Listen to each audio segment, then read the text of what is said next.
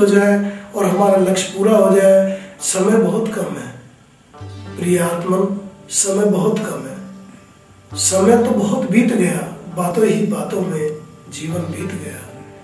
अगर ये जीवन इसी तरह से बीतता रहा तो बातें बहुत सारी बना लेंगे, बातें बहुत सारी कर लेंगे। बातें करने के लिए बहुत समय बीत गया, बातें करते करते जीवन चला गया।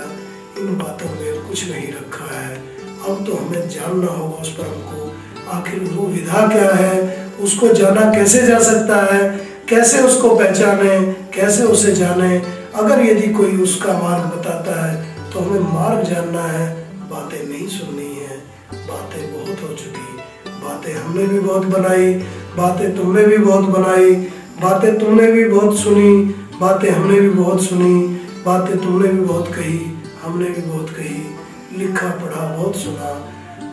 कबीरदास जी एक सुंदर बात कहते हैं, तू कहता कागज की लेखी, मैं कहता आंखन की देखी। तू कहता वल उलझावन हारी, मैं सदा सुलझाई रे। तेरा मेरा मनवा कैसे ही खोई रे। जब मन को एक करना है, एक ही भाव में आना है, जो उस अंतर मन को जानना है, उस परम को जानना है, उस परम शांति को प्राप्त करना है, उस लक्ष्य तक जाना है, तो फिर आपको एक ही भाव बनाना होगा। भाव की कीमत है।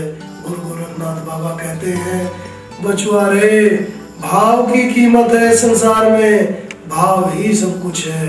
अतः उस भाव को बनाना होगा, उस माँ को समर्पण करना होगा। यात्रा बहुत हो चुकी, यात्रा बहुत हो चुकी, बहुत थक चुके हैं हम इस यात्राओं को करते करते। अगर दोबारा फिर पुनर्जन्म फिर इसी यात्रा में लगे रहे तो हमारा आना निरर्थक रह जाएगा। बात फिर वही आ जाएगी तुलसीदास जी वाली, बड़े भाग मानुष तन पावा, सुर नर मुनि जन संतनि गावा। इसका भाव कैसे उत्पन्न होगा, ये हमें लक्ष्य बनाना होगा, हमें जानना होगा उस परम को। हम ये नहीं कि महलों में बैठे हैं, सुख सुविधाएं सारी जुटी हैं, उसके बाद भी अंतर मन रो रहा है, मन विलाप कर रहा है, मन इधर से उधर भटक रहा है। इधर शांति उधर शांति, शांति कहीं नहीं है, शांति उसके अंदर है। उस अंदर की शांति को कैसे उस मन से मिलाएं। अतः मन का जो मित्र है, जो सखा है, वो आत्मा है। उस आत्मा से उस मन को मिलाना होगा, उस मन को ही फलीभूत करना होगा, लाभान्वित कराना होगा उस आत्मा के दर्शन से। अतः हमारा मुख्य उद्देश्य ही आत्मदर्शन का है। आत्मदर्शन यदि हमें मिल गया तो फिर हमें किसी और का दर्शन